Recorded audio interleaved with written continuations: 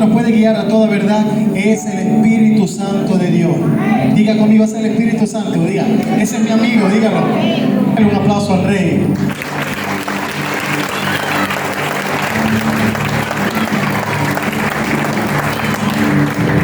Hoy quiero compartir con toda esta hermosa familia de manera muy breve una palabra preciosa que el Espíritu de Dios daba a mi vida, a mi corazón, y el ver la danza, el recital que presentaron hoy confirma lo que el Señor hoy quiere hablar a nuestra vida. Me gustó mucho porque hablaba de las apariencias, y la apariencia no es más que el resultado del desenfoque.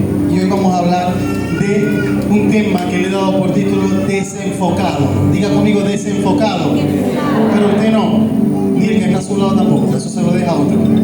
Amén. Sin embargo, hoy la palabra que el Señor trae, yo quiero que la podamos abrazar, que la podamos examinar, que la podamos analizar, pero sobre todas las cosas, que podamos ponerla en práctica, que es lo más importante.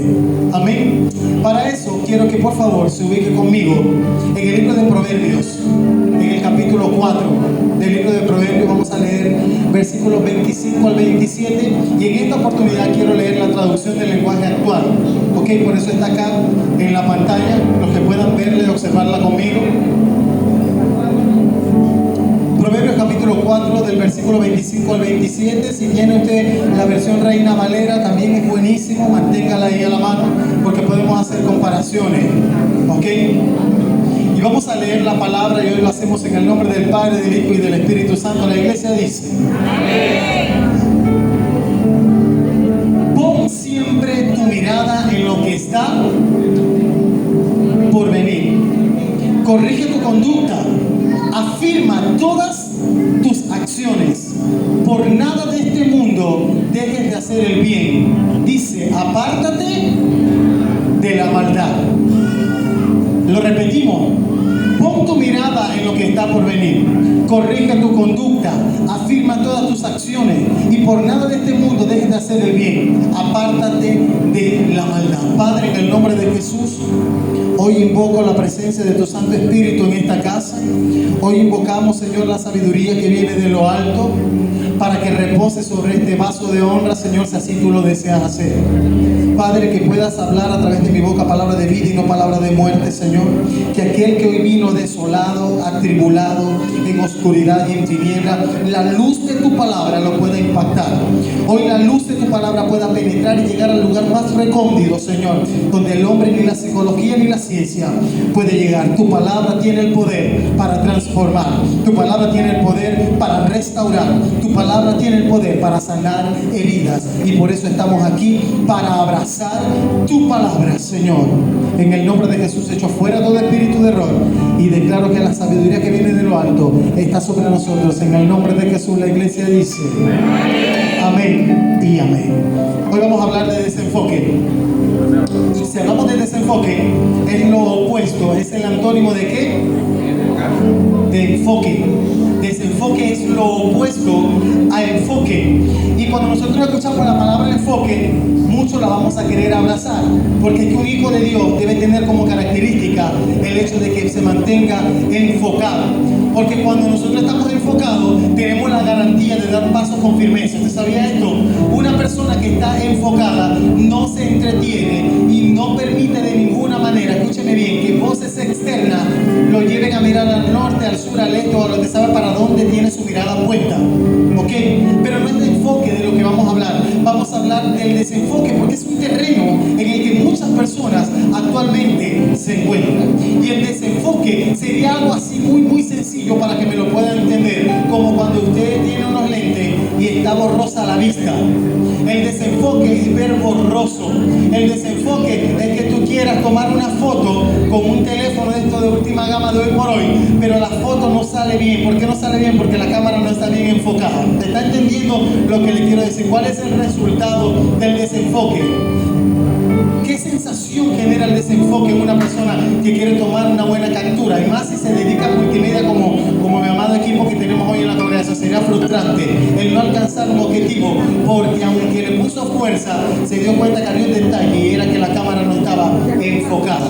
Hoy vamos a hablar de ese tipo de desenfoque, porque muchas veces nosotros, hermanos, nos conseguimos transitando por el terreno del desenfoque.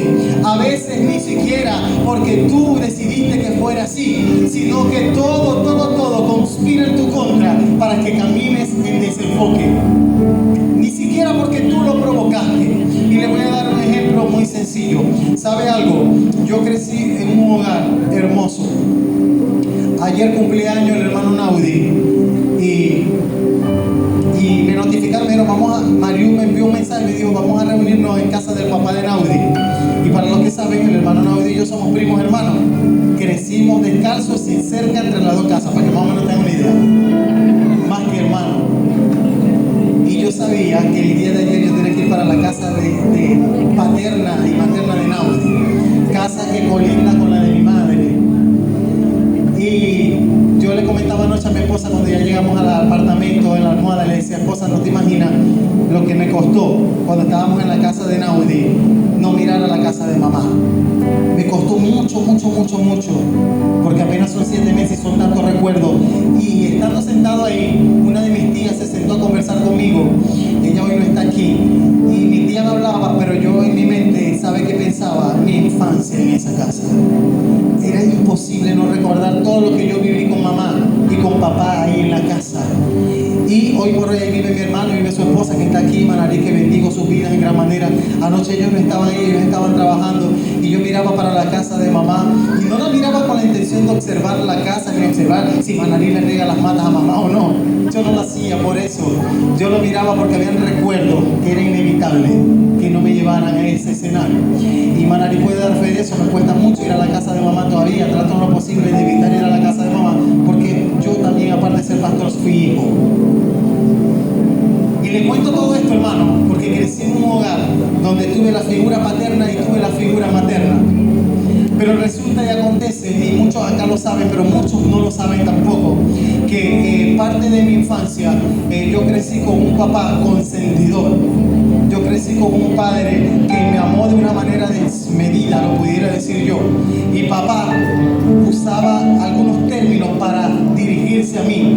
Y aquí están las hermanas de papá, está mi tía Lileta, está mi tía Yamili, que ellas pueden dar fe de eso, y Naudi y toda Yigrimar, la familia que vive al lado. Papá me decía Edwin de Jesús, mi nombre es Edwin de Jesús, pero él me decía poderoso y me decía Diosito. Y mamá, siendo una gran mujer de Dios, nunca estuvo de acuerdo con esto y siempre se lo confrontaba y le decía, no le digas a Edwin poderoso y no le digas a Edwin Diosito, porque el único Dios real y verdadero es el que está en el cielo y Edwin no es un pequeño Dios. Yo recuerdo que mamá le decía esto a papá, pero papá, quizás también por echarle broma a mamá en todo momento, cuando estaba bueno y sano y cuando estaba con unos palos encima, usted me entiende a lo que me estoy refiriendo, en todo momento decía de Jesús poderoso y Diosito. Adicional a eso, papá tenía la costumbre que cada vez que él llegaba de su trabajo, y de manera especial los días viernes, porque papá trabajó para una empresa que se llamó Sabenca, lo que somos de la Cuarta República lo recordamos, en Limao, lo que le llamamos, papá trabajaba en esa empresa, y todos los viernes a las 5:30 de la mañana, esa empresa le pagaba el salario semanal de los trabajadores. Papá llegaba, iba hasta su trabajo, le entregaban un sobre de pago, lo recuerdo hoy por hoy, y lo llevaba para la casa, que el sobre de pago, y cuando él llegaba a la casa con el sobre de pago, él pasaba primero por un lugar de una señora que vendía unas empanadas, y llevaba una bolsa así, hermano, sin exagerarle, como de 15 empanadas, de carne mechada, y él decía, estas empanadas son para el poderoso. Y mamá le decía, Melvin, recuerda que son 3, no es 1, son 3, le decía mamá. Y si son 2 empanadas, las vamos a dividir entre todos. Y a Edwin de Jesús llegó un momento de su vida que algo le trajo confusión. Y cuando papá traía las empanadas, ¿qué cree usted que pasaba por la mente de Edwin cuando los marinas decían, es para todos? Edwin sentía que le estaban vulnerando un derecho. Edwin, y yo lo converso mucho con mi esposa y ella hoy por hoy me dice, por eso entiendo, Edwin, por qué has llegado donde has llegado y todo lo que has vivido para testimonio. Y yo sentía que tenía una pertenencia porque salía de la boca de una figura que estaba por encima de mí, de autoridad, era mi padre el que lo decía.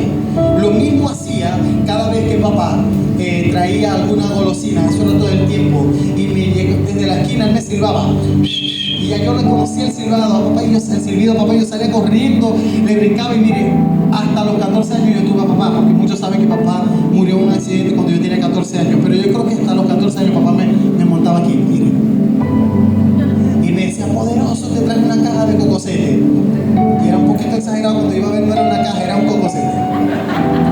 Y mamá agarraba el cocosete y lo partía en 3.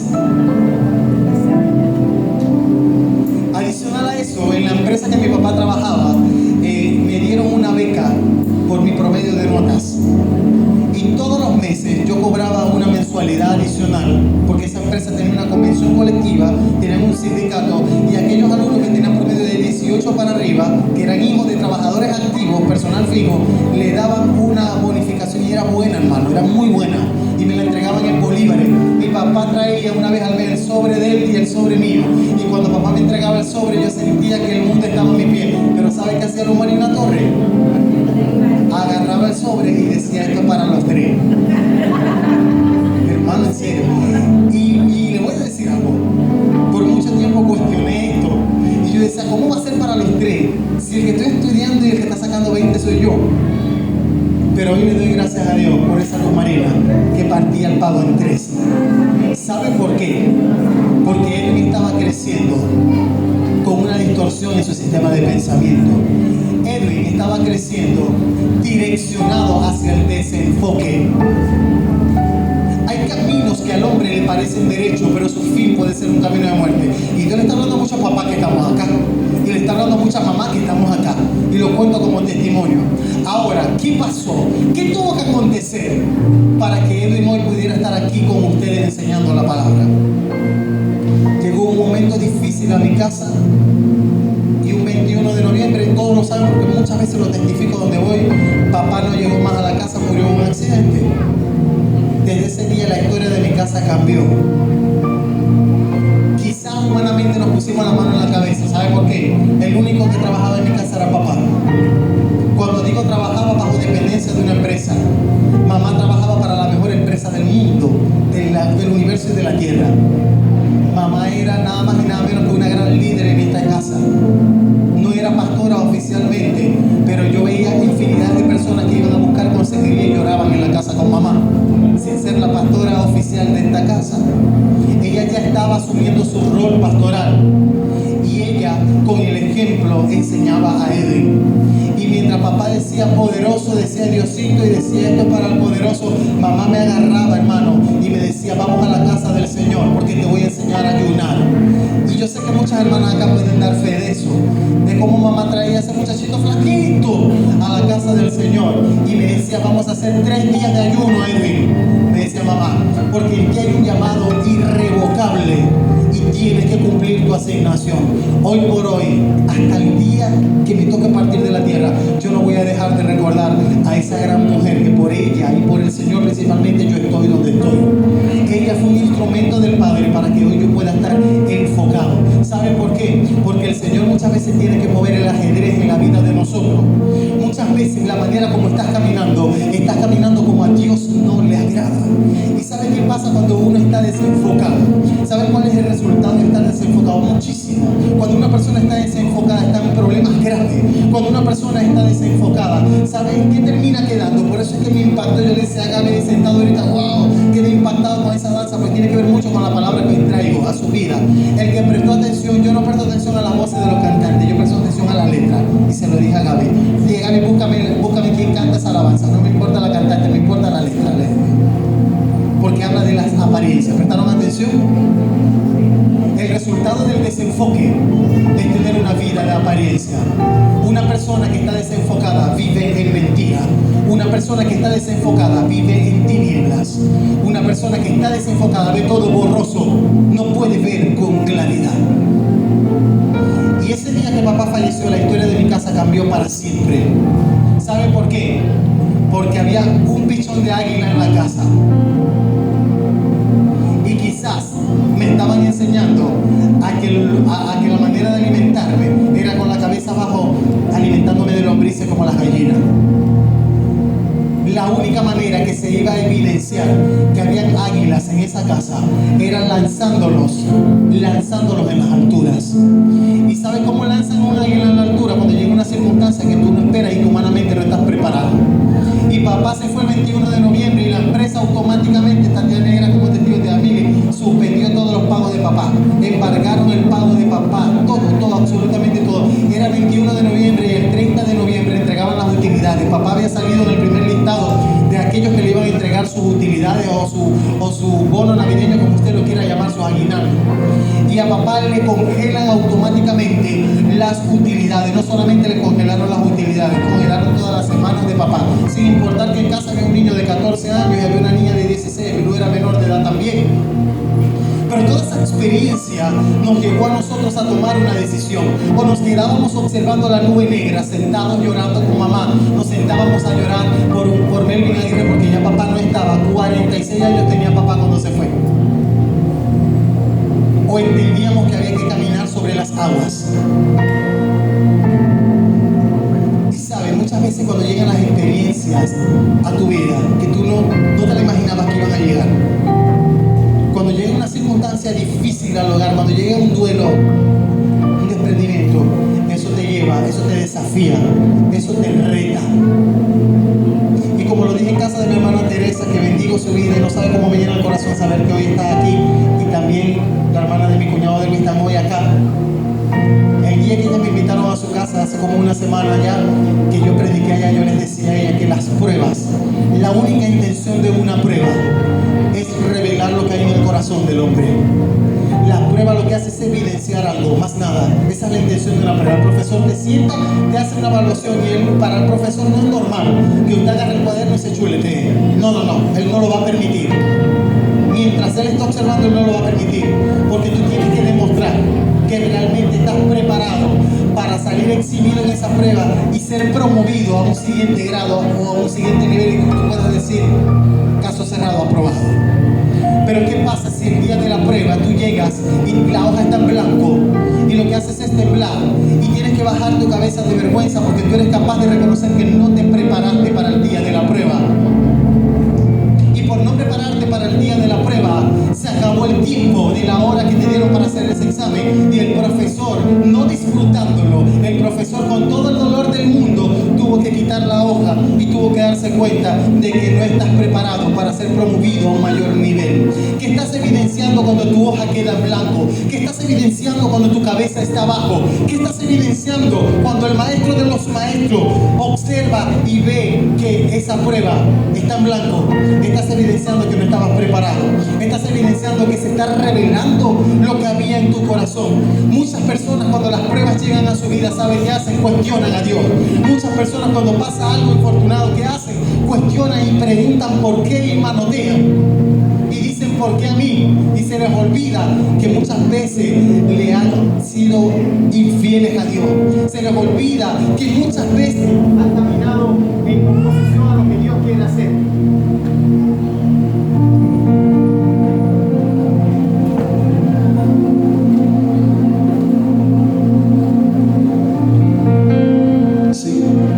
Se nos olvida muchas veces y queremos cuestionar al Padre y decimos, ¿por qué a mí? La respuesta está en ti. Analízate, la respuesta está en ti.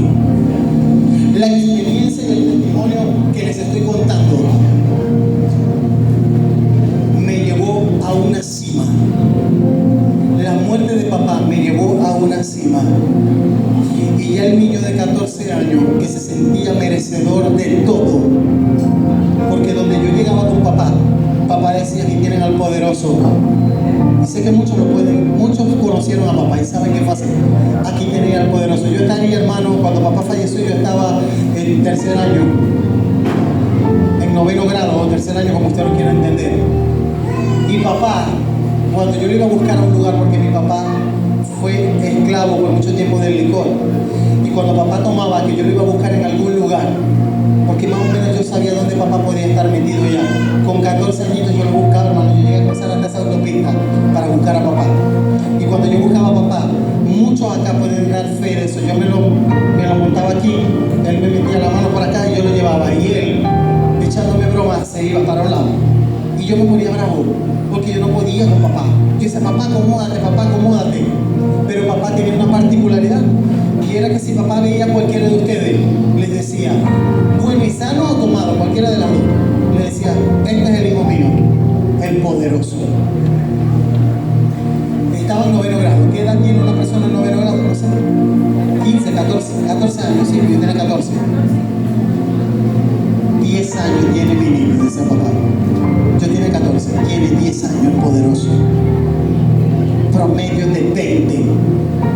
20 puntos, decía.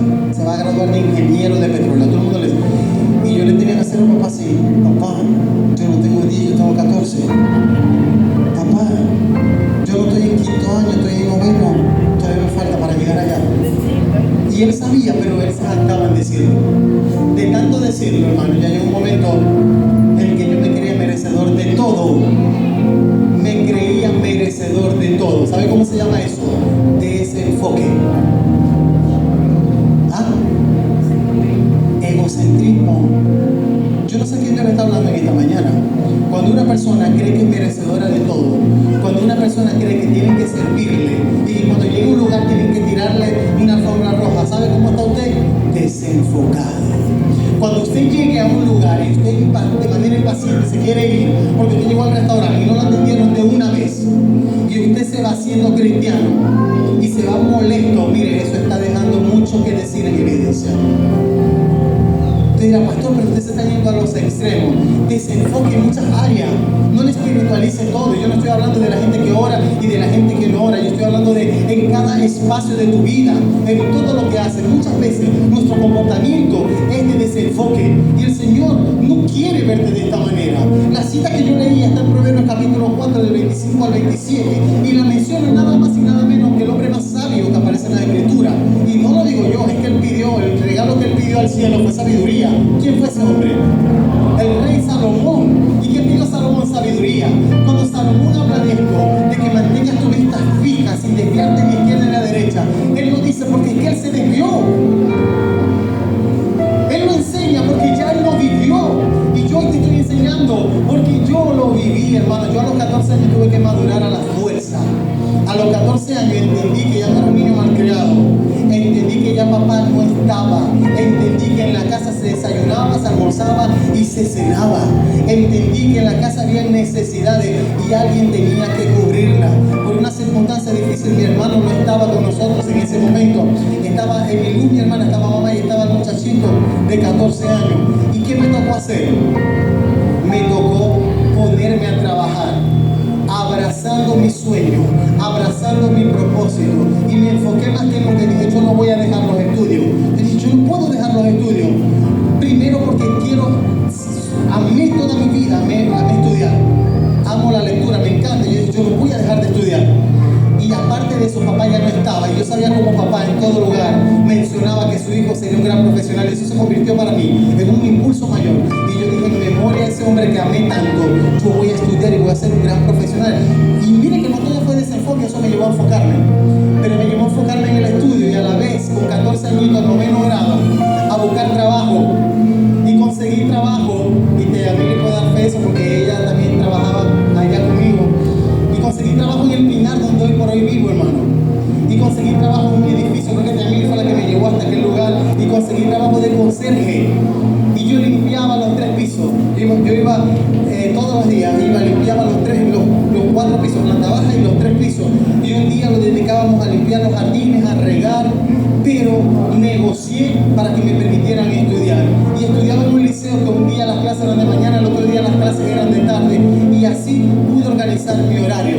Cuando me di cuenta que con un salario mínimo yo podía llevar provisión a la casa, eso a mí me llenó de gran felicidad. Y ya dejé de ser el muchachito mente de pollo malcriado.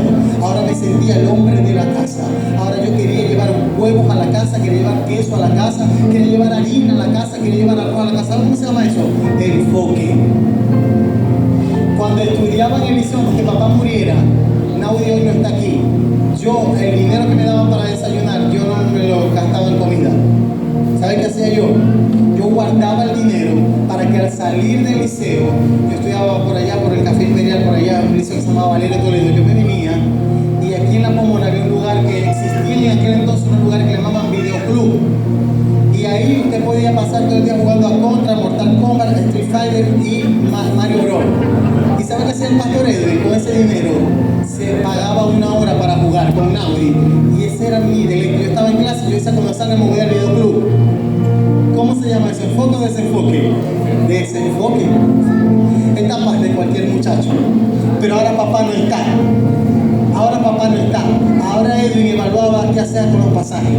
Muchas veces Edwin pedía cola para que el dinero le alcanzara. ¿Para qué? Para poder llevar una harina a la casa. Y le estoy hablando a los jóvenes acá. 14 años yo tenía. Comienzo a trabajar en el Pinar y me doy cuenta que con eso podía ayudar, pero todavía no era suficiente. Y hablé con Yamili y le dije, necesito otro edificio más. Y me consiguieron otro edificio más y tenía 2 edificios en los que trabajaba limpiando. Y muchas veces recuerdo cómo los propietarios de los apartamentos pasaban y en una oportunidad una de las propietarias me dijo, ay, mira tanta cosa contigo, tan niño, tan flaquito aquí limpiando, paseando, barriendo. Yo no me avergonzaba, hermano, yo me sentía súper útil. ¿Saben por qué? Porque de una u otra forma entendí que ya había dejado de ser un pichón de águila para convertirme en un águila que lanzaron. El águila la lanzan en la cima y ella determina si abre sus alas para revolotear o se va en picada. Muchas veces el Señor te lleva a la cima y una circunstancia que tú no entiendes es el pretexto o la excusa perfecta de Dios para enfocarte, para encarrilarte. Porque dice Proverbios que hay caminos que al hombre le parecen derecho, pero su fin es camino ¿de qué? De muerte. Hoy yo voy para 42 años. Hoy tengo una hermosa familia. Tengo la esposa que soñé, tengo los hijos que soñé y estoy con la gente más hermosa de Maracaibo con la que soñé. Y ahora vivo en el lugar donde yo trabajaba limpiando, ahora soy propietario. Y eso es el resultado del enfoque. Ese es el resultado del enfoque, iglesia. La Escritura menciona una historia que yo sé que pocos conocen. Muy pocos deben conocer la historia de la que el pastor Edwin va a hablar. Hoy quiero hablar de algunos personajes específicos. Voy a hablar de un rey, voy a hablar de 2 profetas y voy a hablar de un león. ¿Les suena? Y no es Daniel en el foso de los leones, por si acaso. El libro de Primera de Reyes, capítulo 13, atentos porque esto es magnífico lo que les voy a contar. El libro de Primera de Reyes, capítulo 13, relata una historia interesantísima que quedó escondida, porque muy poco he escuchado alguna vez una prédica sobre este tema. Y tiene que ver con desenfoque. Tiene que ver con enfoque y luego desenfoque. Habla de la historia, escuche bien, de un rey. Este rey se llamó Jeroboam, repita conmigo, Jeroboam. Gobernaba sobre Israel, pero era un hombre, escúcheme bien, que hacía lo que a Dios no le agradaba. Présteme atención. Hacía lo que a Dios no le agradaba.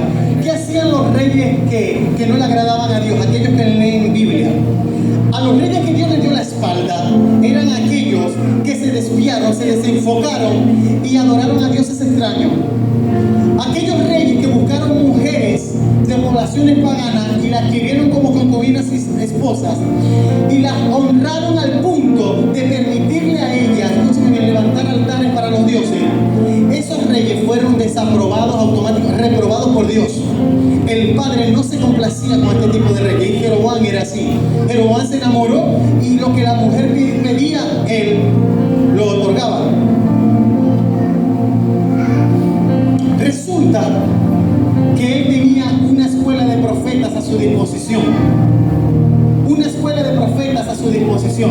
Y quiero que pasen rápidamente 3 jóvenes valiosos de la iglesia Manuel. 3 jóvenes. Ya yo sé quiénes son los que van a pasar.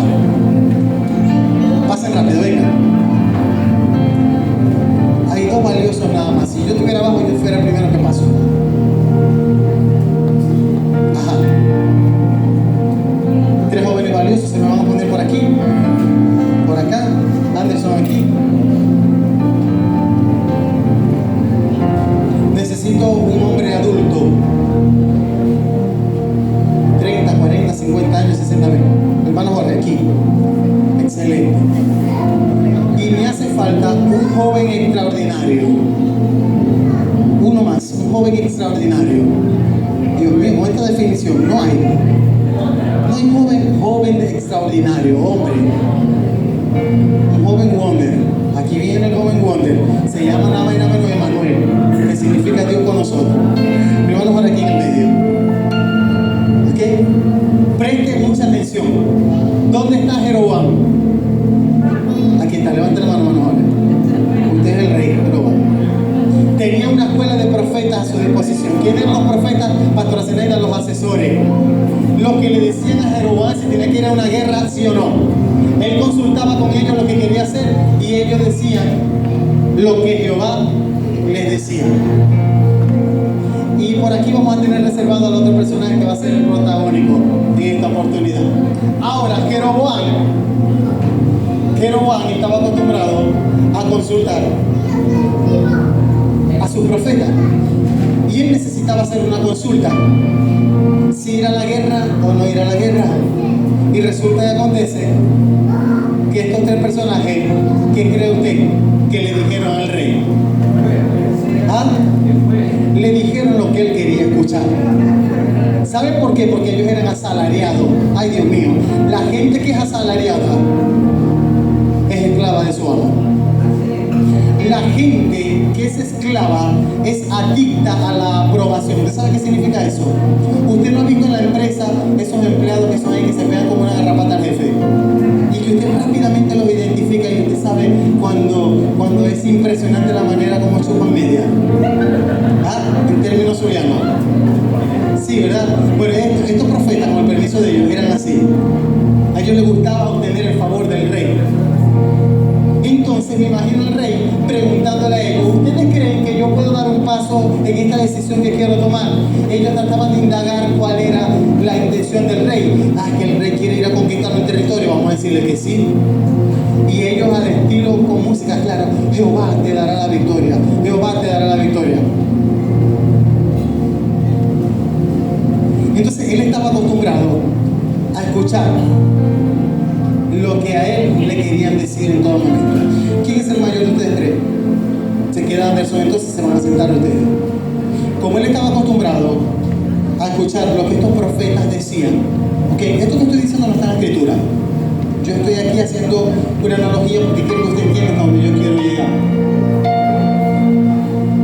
En su momento, y ahora sí me voy a meter en el contexto de Primera de Reyes capítulo 13, llega un profeta, pero un profeta enfocado. Repita conmigo: enfocado. Y este profeta venía de Judá. Este profeta que viene de Judá no conoce a este profeta. A él le vamos a llamar el profeta viejo y a él le vamos a llamar el profeta joven. Y aquí está el rey. Llega el profeta delante del rey porque lo envió. ¿Quién lo envió a él? A ver. Jehová. Lo envió el presidente, lo envió el pastor, lo envió Jehová de los ejércitos. Le mandó un mensaje para el rey. ¿Y cuál fue el mensaje? El mensaje es que sentencia en contra de ese altar en el que se ofrece sacrificio extraño. Y comienza el profeta, así conmigo, Manuel, a sentenciar lo que se hace en ese altar. Y comienza a sentenciar y dice: ese altar se va a quebrar y las cenizas correrán. Adicional a eso, en ese altar, todos los profetas de Baal ahí serán consumidos. O sea, dando a entender la derrota o sentenciando lo que hacía el rey. ¿Qué hacía el rey? Se prostituía. Espiritualmente hablando, prostituirse es ir tras otros dioses, cuando el único Dios real y verdadero es Jehová de los ejércitos, que no comparte su gloria con nadie. Lo digo por si acaso, por la fecha en la que estamos. Jehová no comparte su gloria con nadie. Él es Jehová, el único real y verdadero. Y solamente a través de Cristo Jesús es que llegamos y tenemos acceso al Padre. ¿Habrá alguien que pueda dar un aplauso por eso? Él fue sin temor alguno, sin importar las limitaciones y la edad que tenía, y le transmitió el mensaje al rey. Pero cuando el rey escucha, Emanuel es así, cuando el rey escucha lo que el profeta le dijo, ¿el rey lo aceptó, sí o no? ¿Qué cree usted? Es que él está acostumbrado a que le digan lo que él quiere escuchar. Y como está acostumbrado a que le digan lo que él quiere escuchar, dice la palabra que le levantó la mano. Levante su mano, hermano Jorge, así, señálelo a él. Señálelo a él. ¿Qué cree usted que significa cuando uno señala? Que tengo en la mira una sentencia, una amenaza. Lo señala para amenazarlo. Jeroboam como rey lo señala para amenazarlo y le dijo: no sabes en lo que te metiste. Y cuando quiso emitir una sentencia en contra del profeta, dice la escritura, ¿qué le pasó a la mano del rey? Se le secó la mano. ¿Cómo que se le secó la mano? Imagínese usted, no sé qué nombre darle, porque aquí la doctora Marnier, pero no la veo por ahí, no sé si es artrosis, artritis, no sé qué nombre darle, pero el hombre quedó paralizado. Una mezcla de túnel carpiano con muchas cosas ahí, con tendinitis, el hombre quedó paralizado.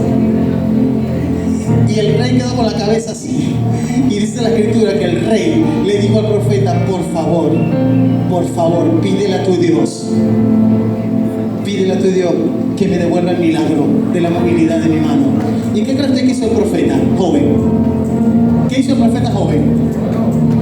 ¿Ah? Oró, porque es una muestra de la misericordia de nuestro Padre. Y el brazo del rey fue restituido y nuevamente volvió a su actividad. Ahora, el rey estaba agradecido, pero adicional que el rey estaba agradecido, el rey dijo, este es distinto a aquello, este tiene poder, este me lo voy a ganar, me lo voy a meter en el bolsillo también. Y el rey le dijo, quédate en casa, quiero hacer un banquete para ti, quiero darte un presente, quiero darte unos dólares y unos euros. ¿Y cuál cree usted que fue la respuesta del profeta joven? El profeta joven le pudo haber dicho, con eso me compro un iPhone 17, con eso me puedo comprar unas Nike, no sé qué te gusta, un balón voleibol en mi casa o un molde de 185, ¿verdad? O sea, porque ya estamos en la misma sintonía. Pero no fue lo que pidió. Dice la escritura que él le dijo, líbreme Jehová de aceptar algo. Yo no puedo, le dijo, ¿por qué? Porque tengo una orden de Jehová y Jehová me dijo que no coma nada aquí. Ahora, ¿por qué Jehová le dijo que no comiera nada en casa del rey? ¿Saben por qué no puede comer nada en casa del rey? Ay, Dios mío. ¿Ah? Estaba ofrecido, todo lo que se hacía en el altar del rey era sacrificado a dioses paganos. Y Jehová no comparte su gloria con nadie. Aquí le voy a hablar al pueblo de Dios y me voy a meter en un tema profundo. El Señor no comparte su gloria con nadie. Los hijos de Dios no podemos ser desenfocados. Y se lo digo yo con toda la autoridad espiritual que pueda hacerlo. Porque usted sabe dónde estudian mis hijos. Usted sabe dónde estudian mis hijos. Pero si a mí me piden una ofrenda en dinero para esta fecha, para llevar al colegio de mi hija, la respuesta es no. ¿Sabe por qué? Porque yo no voy a llevar nada que sea sacrificado a ídolos. Simplemente no van a clase y ya está. El mundo no se acaba por un día. Usted dirá, pastor, usted está siendo extremista. Cuando tú contribuyes, te haces partícipe de la ofrenda a otros dioses que a Dios no le agrada. Porque Él no comparte su gloria con nadie.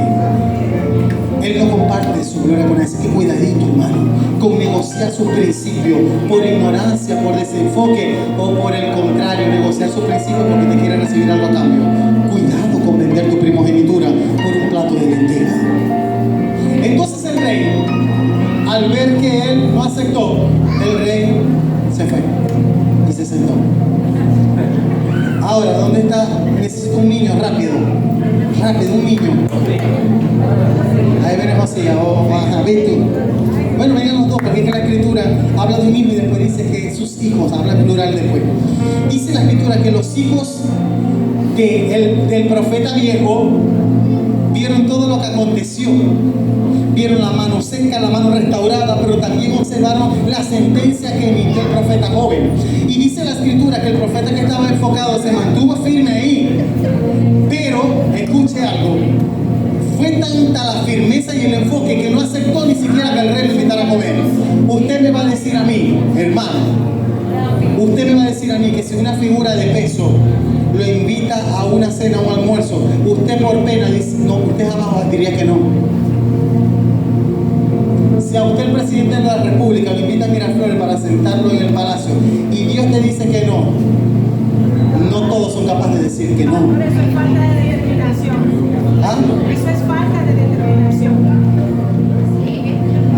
Y entonces los tres jóvenes escucharon lo que había pasado con el profeta joven, corrieron al papá, corran al papá y lo abrazan. Aquí está papá. Corran a papá. Papi, tenemos algo que contarte, de lo que acaba de pasar en el palacio. Papi, eso fue noticia de última hora, mi diario pues. ¿Qué te parece? Que llegó un profeta, papi, pero no estaba viejito y acalambrado como tú. Estaba joven. Ahí fue el primer dardo que le enviaron al padre. Porque las comparaciones, hermanos, son venenosas. Y él al observar que era un profeta viejo y desgastado, y que me llega de un profeta joven de Judá. Pero ¿qué pasó con ese muchacho? Bueno, le dijo esto y ya usted sabe la historia. Le dijo al rey esto y pasó la mano, se secó y todo lo demás. pasó eso y la mano, ustedes observaron que la mano se le secó al rey. Sí, se le secó la mano. Hubiera estado yo ahí para ayudar a mi rey, pero él no estaba. Ay, ¿qué pasó después? Papi, no. Dios le dio el poder, oró por el rey y recuperó la movilidad de su mano. Se fue la tendinitis, se fue el túnel carpiano, se le restauró el manguito rotador, todo. Entonces viene él y le dice, pero ¿cómo era? Descríbame, ¿dónde está? Papi, ya te vamos a decir, pero antes de decirte eso te vamos a decir una última noticia. El rey lo invitó a comer. Ay, Dios mío, imagínese usted cómo se siente el profeta. Más celo le dio, porque es que invitaron a comer al profeta joven, pero el profeta joven, papi, ajá, pero ¿qué le dieron de comida? No, papi, no te preocupes, él no aceptó. Y ya se pueden ir los hijos, váyanse los hijos, corran a jugar. El profeta comenzó a caminar y se puso la mano en la cabeza. Caminaba para allá y para allá, para allá y para acá, como pensando, vamos, como pensando, ¿qué voy a hacer? Estaba molesto. Él representa el desenfoque y él representa el enfoque. Él estaba molesto porque las cosas habían salido de la mano y él pensó que ese puerto seguro lo tenía él y que no tenía que venir nadie de ningún otro lado a soplarle el bistec. Entonces, él le preguntó a los hijos, antes que se fuera, le dijo, ¿por qué camino agarró? Y le indicaron, bueno, mira, se metió por ahí, mira, se metió por Pedro Iturbe, por allá por esa calle. Listo. Prepárenme el asno, prepárenme el burro. Se montó en su burrito y se fue en busca del profeta joven. Y dice la escritura que se encontraron.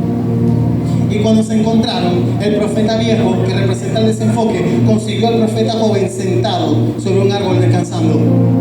Y cuando lo consiguió, le dijo, tú eres el profeta, mucho gusto, dice la mano. Yo también soy profeta. Y le dijo, te invito a mi casa a comer y a que tengas posada. ¿Sabes por qué? Porque el enemigo, hay gente que dice que el enemigo hay que tenerlo de cerca. ¿Y cuál era el temor? Puedes ponerte fe. ¿Cuál era el temor del profeta viejo? ¿Sabe qué representa el profeta viejo? No solamente el desenfoque, representa el señalamiento, representa la religión, representa el legalismo, representa aquel que tiene una fórmula que dice que toma 2 de 4 y así de otra forma no puede ser. Y viene la ciencia avanzando hasta la inteligencia artificial y él todavía quiere mantenerse con la máquina de escribir. Eso representa el vino viejo. El profeta viejo representa el vino viejo, el que se quedó estancado, el que se quedó lleno de telarañas, el que no avanzó, el que se convirtió en una rutina su vida espiritual. Y ya ahora solamente por rutina, no por despertar día a día una comunión con el Espíritu Santo, sino que tengo que orar. Allí está un minuto, ya cuando voy por 58 segundos, ya voy a terminar, lo convierte en una rutina y no es parte de su vivencia. Ese es el profeta viejo, el oportunista, el que maquina, el mentiroso, el que vive de apariencia, pastora, el que tiene máscaras. Ese es el profeta viejo. El que negocia sus principios, ese es el profeta viejo. Pero el profeta nuevo no es así. Y aquí quiero que preste atención, iglesia, porque la Biblia no da el nombre del profeta joven. ¿Sabe por qué no da el nombre? Porque su final no iba a ser el más lindo. Porque ese profeta joven es un ejemplo de cómo hoy yo puedo caminar enfocado y si se me olvida,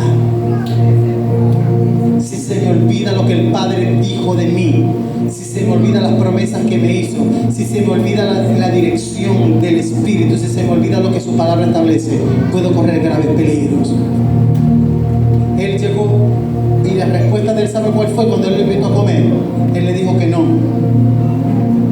Le dijo que no. ¿Cómo se llama eso? Enfoque. Le dijo que no. ¿Y sabe por qué le dijo que no? Porque es que Jehová me dijo que no comiera por ninguno de estos territorios. No puedo aceptar comida de nadie.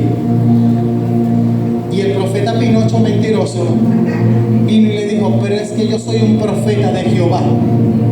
Y así dice Jehová, ay Dios mío. Así dice Jehová. ¿Le suena esa palabra?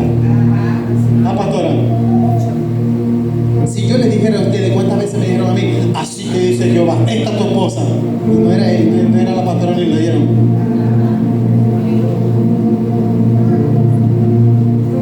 Una vez llegó una mujer ¿quién es tu esposa? Los vi en un manantial a los dos desnudos y se sumergían con libertad en ese manantial. Y yo nada más que la escuchaba, yo sabía que había un espíritu de locura ahí. Y me dijo, tu esposa es mi hija. Hermano, Santo Padre, tantas cosas. La semana que yo me iba a casar con mi esposa, un lunes, mi esposa y yo nos casamos un 16 de marzo del año 2012, caía viernes, nuestra boda civil, pero el 12, que creo que cayó el lunes, recibo una visita, y la visita es de una mujer, y esa mujer me dijo, así dice Jehová. Así me dijo, así dice Jehová. Esa no es tu esposa. No debes casarte con ella. El Padre la va a enseñar y la va a triturar, me dijo aquella persona, y tú serás el instrumento. Deja que llegue el viernes, deja que se arregle, deja que se ponga su traje y tú no vas a llegar. ¿Usted cree que Jehová está ahí? ¿Quién soy yo para traspasar el corazón de una persona de esa manera? Yo no sé, usted lo verá como un extremo, pero a más de uno de los que están acá le han dicho así te dice Jehová. Y te han sentenciado con un así te dice Jehová y te han mantenido esclavo por muchos años y por mucho tiempo. ¿Y sabes en qué te has convertido? En un elefante, y me disculpa la comparación, que el día de ayer era chiquitito en un circo y lo amarraban ahí a una estaca del circo en la noche y el elefante creció hasta las toneladas que pesan los elefantes. Y un día pasó una persona y el niño le preguntó a aquel papá, le dijo, ¿por qué ese elefante con ese peso que tiene, ese tamaño que tiene, no se suelta de esa cuerdita en la que está, que con solamente hacer así acaba con el circo completo? Y el papá le dijo, porque es que él lo enseñaron y le dijeron, así dice Jehová, de ahí no te mueves. Y hay muchas personas que fueron marcadas y sentenciadas con un así te dice Jehová cuando él no ha estado presente. Cuidado, hermano, eso es delicado. Es preferible que usted diga, es que siento, es preferible, porque es que el siento puede ser subjetivo, porque no todo lo que los hijos de Dios no nos movemos por sentir, pero es preferible, se lo doy como consejo, que cuando usted vaya a decir, si usted no está seguro que fue Jehová, entonces no fue Jehová, porque el Señor no lo va a atender a usted en dos aguas. Cuando Dios habla, hermano. Mire, mi esposa se ríe. Ayer le dije a mi esposa, ayer se fue la luz, ¿verdad que sí? De 5 a 9 estábamos preparando el servicio de jóvenes. Y a usted le va a dar risa, pero el Señor me dice, acuéstate. A mí el Señor me dice, ¿cuándo me voy a acostar para mostrarle un sueño? ¿Sabe? Eso conmigo, yo no sé cómo usted. Yo no necesito que a mí me venga un profeta viejo que me diga, acuéstate que Jehová te va a hablar. Porque yo no soy sordo y yo no estoy divorciado del Señor.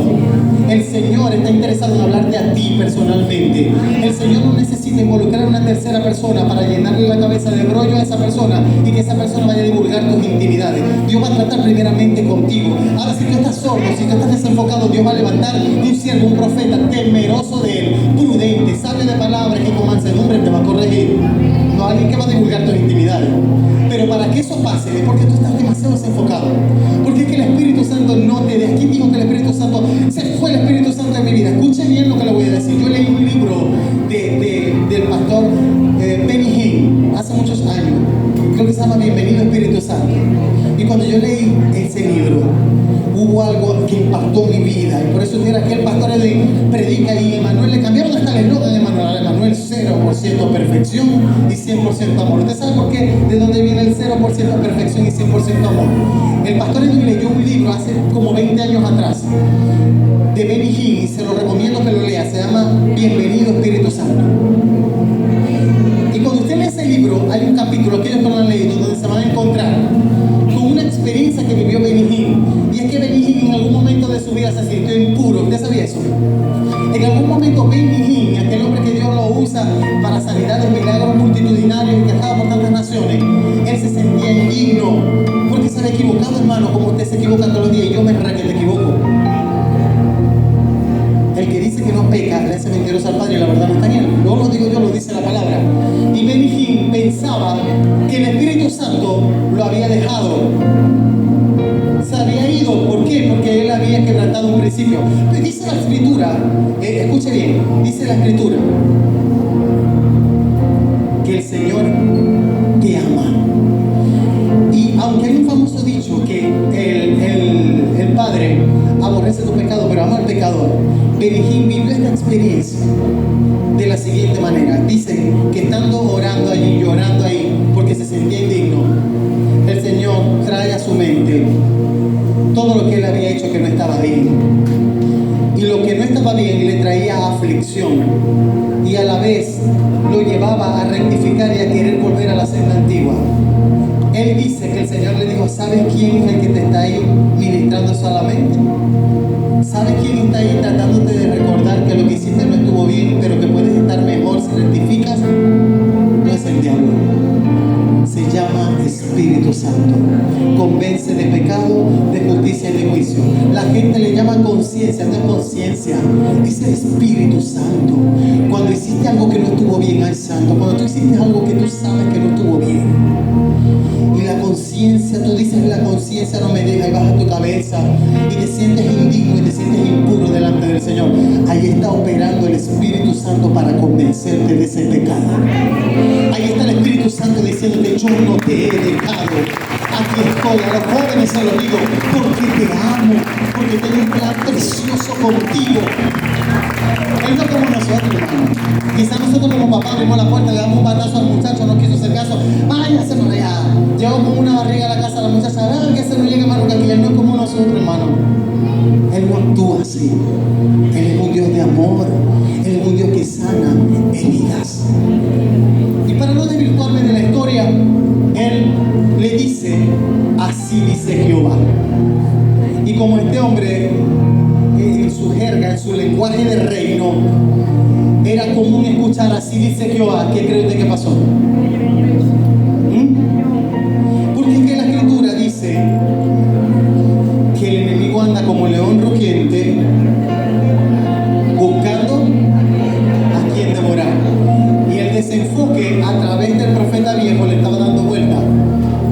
El sistema de razonamiento le estaba dando vuelta hasta que logró el objetivo. ¿Y sabe qué aceptó esta persona que ve acá?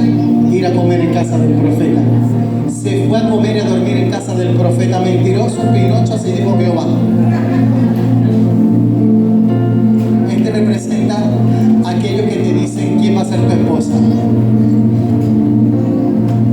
Aprenda, hermano, con amor a corregir a la gente. Cuando alguien venga a decirte esa va a ser tu esposa, usted abrácelo con amor y diga: gracias, hermano, pero eso Dios me lo va a hacer saber es a mí. Dígaselo con respeto. Dios no tiene por qué decírselo a otra persona, primero te lo hace saber a ti. Y si tú estás desenfocado y no escuchas la voz de Dios, yo no creo que sea el momento apropiado para que Dios diga: esa va a ser tu esposa, para tirarle esa carga a esa mujer de Dios. No es el momento. Entonces, de ninguna manera, esa palabra sí te dice que va en ese momento oportuna. Aprenda a distinguir cuando es Dios el que habla. Hace muchos años, pueden sentarse, mis amados, gracias, son unos artistas. Hace muchos años, en esta casa, y lo voy a contar como testimonio, a mi esposa la hicieron pasar a este lugar. Yo la acababa de traer de la universidad, hermano. Yo conocí a la pastora Linda en la universidad. Enfoque contra desenfoque, con todo respeto, porque ella hoy por hoy me ha superado a mí, pero en millas. Pero en aquel entonces, ella no era cristiana, era una excelente estudiante. Yo la conozco y ella estudiaba, trabajaba y aún así le daba tiempo para sus rumbas. Porque ella siempre que conversaba conmigo me hablaba de sus rumbas. ¿Te acuerdas, amor? ¿Ah? De los lugares a los que ella frecuentaba con sus primas. Y ella me decía: te invito. Y yo le decía, ¿sabe qué le decía yo? Yo te invito a la iglesia. Vamos un día a la iglesia y después vemos si yo te acompaño un día para allá. Es que yo tenía la convicción, yo sabía que en ella había un ADN poderoso. Yo sabía que cuando ella llegara, el Señor la iba a conquistar. Después la conquisté yo, pero primero la iba a conquistar el Señor. ¿Y sabe qué pasó? Esa preciosa mujer llegó aquí. Dios toca su corazón corazón. Y recién convertida, mi esposa, recién convertida, eso pasó porque estaba recién convertida. Vino una persona acá. Vino una persona y me dijo, así dice Jehová. A ella le dijo, ¿tú te acuerdas, amor? ¿Y sabe qué le dijo? Jehová me dice que lo entregue. No el anillo de boda, un anillo que ella tenía, que su mamá le había regalado. Y a ella era nueva convertida. Hoy por hoy no le pasa, una leona y usted lo sabe. Pero en ese momento ella era nueva convertida. Y ella, como el profeta joven, entregó el anillo a un charlatán y a un mentiroso, lo digo con la propiedad, porque así no se mueve Dios. Si Dios lo va a mover a usted a que siempre algo en mi vida te lo va a poner a ti, yo tengo que decirlo por el micrófono. Y no se necesita ni cámara ni micrófono para que eso pase. Usted llega donde nadie se dé cuenta y dice, pastor, Dios puso en mi corazón esto y yo quiero sembrar en tu vida. Yo creo en la siembra, claro que creo. Pero no creo en el oportunismo de la gente, de los profetas viejos y mentirosos. Y hoy vino a hablarle a una iglesia entendida, a una iglesia que no se deje engañar, principalmente por las tinieblas. Dios te llamó para mantenerte enfocado, para que seas digno, escúchame bien, de llevar su legado. ¿Y quiénes son dignos de llevar su legado, Iglesia Manuel? Aquellos que una vez que han puesto su mano en el arado, no miran atrás. ¿Qué es poner la mano en el arado? ¿Cuántos de los que están acá tienen conocimiento de la agricultura? ¿Ah? ¿Qué es poner la mano en el arado? ¿El arado para qué se utilizaba el arado? El arado se utilizaba para un terreno. Resulta que compramos allá en Palito Blanco un terreno, imagínese usted, para la iglesia. Y queremos multiplicar ese lugar para que la iglesia tenga finanzas. Entonces ¿qué queremos? Queremos sembrar arroz, por decirle algo. Queremos hacer una siembra especial. ¿Qué es lo primero que hay que hacer? El lugar está desmontado, el lugar está... Eso hay que limpiarlo primero y después hay que preparar la tierra. Yo no soy especialista en eso, ¿no? Pero hay que hacer surcos. Hoy por hoy existen una maquinaria, en aquel tiempo era manual. Existen unos surcos, una maquinaria para hacer los surcos. ¿Qué es hacer los surcos? Abrir las brechas, los lugares en los que van a para remover la tierra. Pero ¿qué pasa si yo voy a agarrar hoy por hoy uno de esos equipos o una de esas maquinarias con las que abre el surco y resulta que el volante tiene problemas con la dirección y hay que agarrarlo con firmeza? ¿Qué pasa si yo me pongo a mirar para atrás a la pastora Zenaida y voy echando chistes con la pastora Zenaida del servicio que ya pasó? Muerta la vez con ella. Y resulta que los surcos tienen que hacerse en vía recta. Un surco no se puede hacer en forma de S. Y Jesús dijo que aquel que poniendo su mano en el arado mira para atrás no es digno de... ¿Por qué no es digno? Porque no es digno de un representante, un embajador del reino, vivir con altas y bajas. No es digno de un hijo de Dios. Hoy estoy en santidad, pero mañana estoy en lo más bajo. Hoy estoy súper lleno de gozo, pero mañana estoy afligido. Hoy tengo mucha seguridad, pero mañana estoy en depresión y en ansiedad. No está bien como hijo de Dios la inconstancia, porque el hombre de doble ánimo es inconstante en todo su camino. Y no es digno representante ni embajador ni de llevar el legado del Padre. Aquel que tiene esa inconstancia. Por eso hoy mi consejo para esta preciosa casa, para cada hombre y para cada mujer, es que se aferre al Espíritu Santo. No lo hagas con tu fuerza no lo vas a lograr. Aférrate al Espíritu Santo y el Espíritu Santo, ayúdame a mantenerme enfocado. Espíritu Santo, hasta el final, hasta el final. Y sabe algo, en la medida que usted va avanzando, va a llegar un momento que vas a sentir que no puede. Y cuando ya va a llegar el final, vas a sentir que ya no puede, vas a sentir que ya no puede, pero sí vas a poder, porque no lo vas a hacer con tu fuerza. Diga al débil, fuerte soy. El poder del Padre se perfecciona en tu debilidad. Y sí lo vas a hacer. Sí vale la pena enfocarse, sí vale la pena. Pastor, que no me desenfoqué. Mire, si aquí se desenfocó que yo, y la iglesia completa lo sabe. Antes de casarme con mi esposa me desenfoqué, como cualquier muchacho. Hay muchas áreas en las que nos podemos desenfocar. Hay gente que se desenfoca en la finanza y tiene las finanzas por el suelo y todo es un desastre y se convierte, mire, tiene deudas con todo el mundo. Está desenfocado. Perdió la brújula en algún momento y tiene que volver al origen para que sus finanzas puedan entrar en orden. De eso no voy a hablar, porque sabe cuál es el orden. Ofrende, diezme para que Dios se encargue de ordenar su vida y comience a honrar los compromisos desde el que le debe menos hasta que le debe más.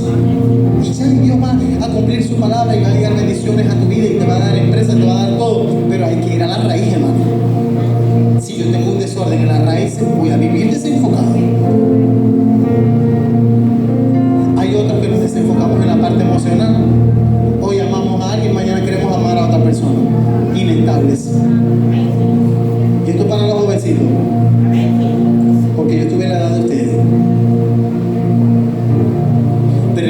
Santo no dejaba a Edwin quieto.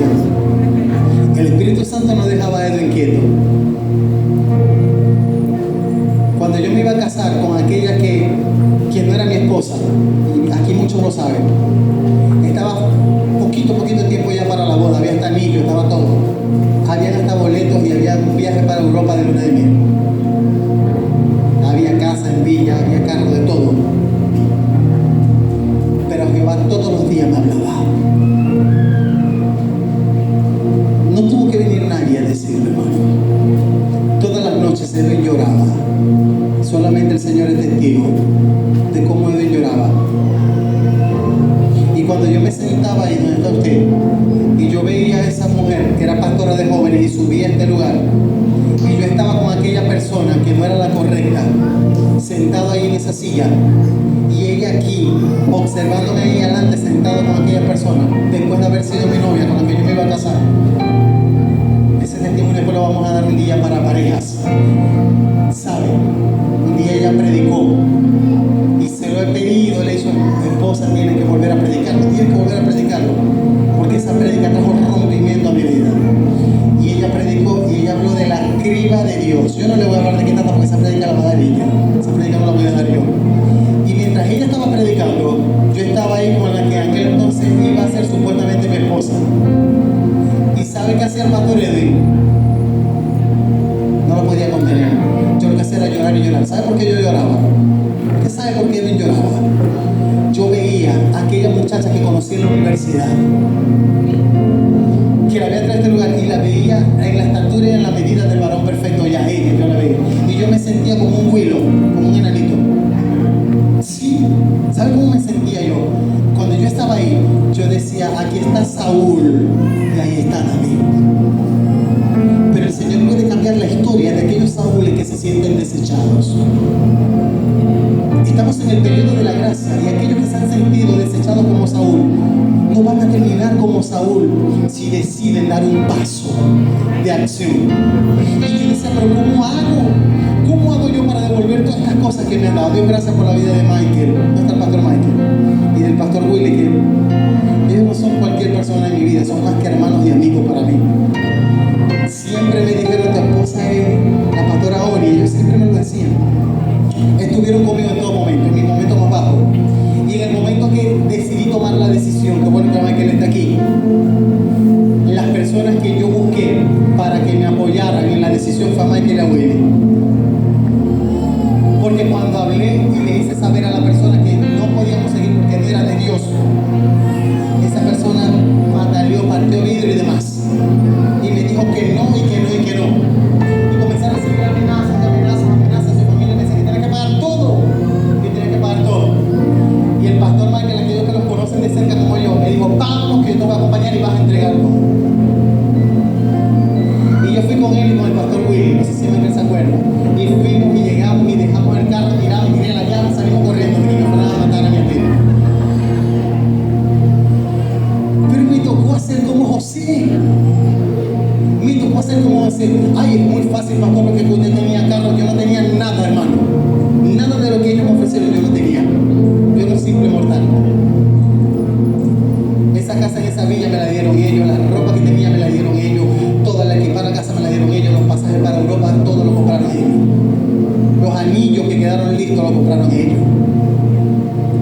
Pero por encima de todo eso, cuando hay un propósito, y hay un hombre y una mujer que le cree a Dios y que con determinación se para en la brecha y dice: yo no quiero seguir siendo el mismo, desde hoy quiero ser un hombre enfocado. Fue mi oración al Padre. Yo le dije: Señor, yo quiero mantenerme enfocado, porque yo sabía que este lugar me esperaba y que yo le iba a servir al Señor a través del pastorado, pero únicamente si yo me alineaba y yo caminaba con la mujer del propósito, la que estaba escrito. Ella era la que estaba escrita en los libros, Salmo 139, no era otra, era ella. Y por eso hoy estamos donde estamos. Enfoque, a Dios le está hablando alguien aquí. Ayer no alguien Dios le está hablando.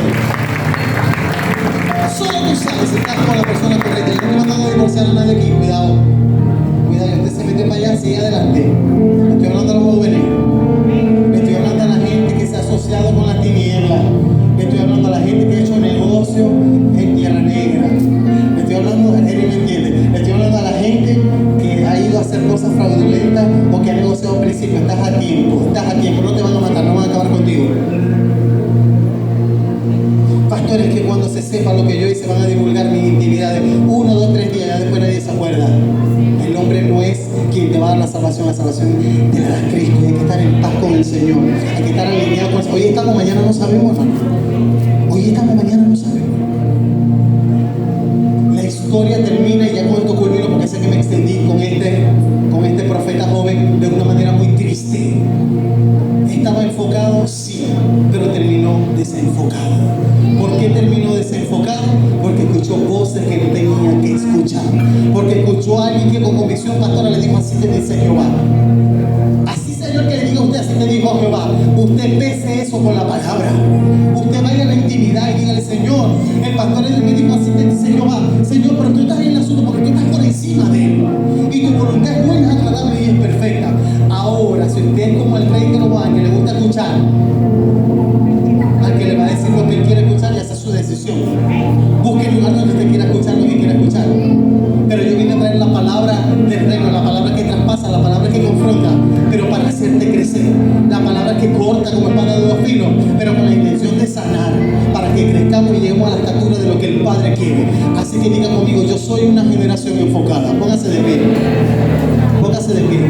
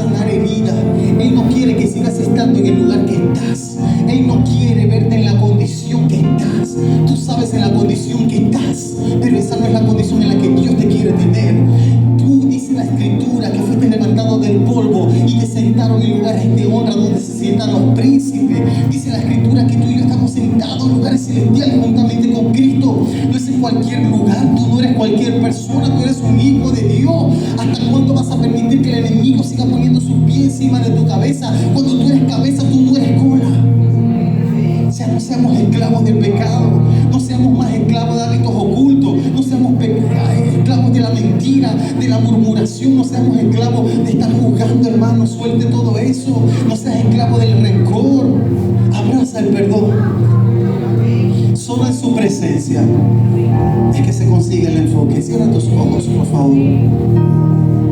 Es en su presencia. Aquí está el Espíritu Santo.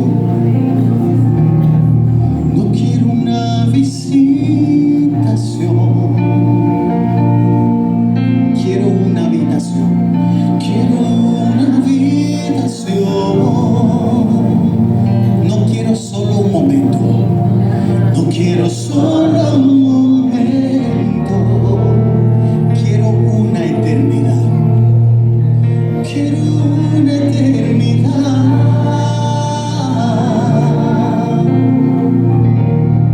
No quiero una visitación. Vamos, que sea una habitación su presencia. Quiero una habitación. No quiero solo un momento.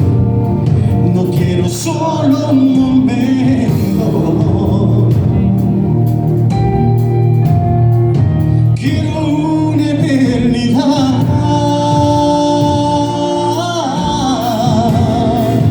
Pues fuera de ti no hay otro lugar. No lo hay. Tu presencia y tu gloria son mi hogar. Ya no pertenezco a nadie más, porque tuyo soy por siempre. Dile: porque tuyo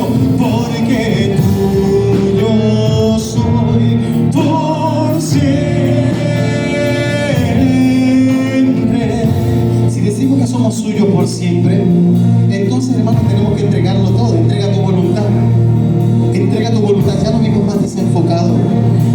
oscuras, no vivas viendo borroso, no vivas caminando ahí con incertidumbre sin saber qué decisión vas a tomar. Entrégale todo al Señor en esta mañana. Vamos ahí donde estás, abre tu boca y dile: Señor, yo te entrego toda mi vida. Dile: Señor, yo no quiero seguir en esta condición que estoy, no quiero sentirme como me vengo sintiendo, Señor, porque me he sentido en un cuarto oscuro sin salida, porque la depresión me ha visitado, porque la ansiedad me ha visitado, porque la frialdad me ha visitado al punto de confundirme, de engañarme y hacerme creer que ese es mi estado y que yo más nunca voy a salir de esa condición. Todo eso es mentira, eso lo trae el enemigo a tus pensamientos. Ese pensamiento no viene de Cristo, ese es un pensamiento de las tinieblas, porque Él quiere mantenerte domado, Él quiere mantener tu voluntad ahí domada, pero haciendo lo que a Dios no le agrada. Pero hoy en esta casa se levantan hombres y mujeres con fe, con determinación y renuncia. Díganlo conmigo: renuncio al desenfoque. Díganlo: renuncio al desenfoque, renuncio al pecado, renuncio a la apariencia, renuncio a la mentira. Vamos, y corro a los brazos de Cristo, corro a los brazos de Cristo, corro a los brazos de mi amado. Él es mi socorro, Él es mi ayuda, Él es mi ayuda. Él me mudará en un nuevo hombre, Él transformará mi ser. Eso será hoy, será hoy. Yo lo declaro: necesito el toque de tu Espíritu, necesito el toque de tu Espíritu, Señor. Las cadenas son rotas, las cadenas son rotas. Todo yugo se pudre a causa de la unción. Hoy en el nombre de Jesús, toda región de cautividad en la que te encontrabas, hoy eres libre de toda región de cautividad. Hoy sales de esa cautividad en la que estabas de pecado y corre a Cristo, corre a la libertad de Cristo, corre a la libertad de Cristo. Vamos, iglesia, corre a la libertad de Cristo, corre. Aleluya. Pues fuera de ti no hay otro lugar. Tu presencia y tu gloria, tu presencia y tu son mi hogar, son mi hogar. Ya no pertenezco a nadie más. Vamos, ya no a nadie más. Y ahora vamos a decir con fuerza: porque tuyo soy por siempre, porque tuyo soy, porque tuyo soy, porque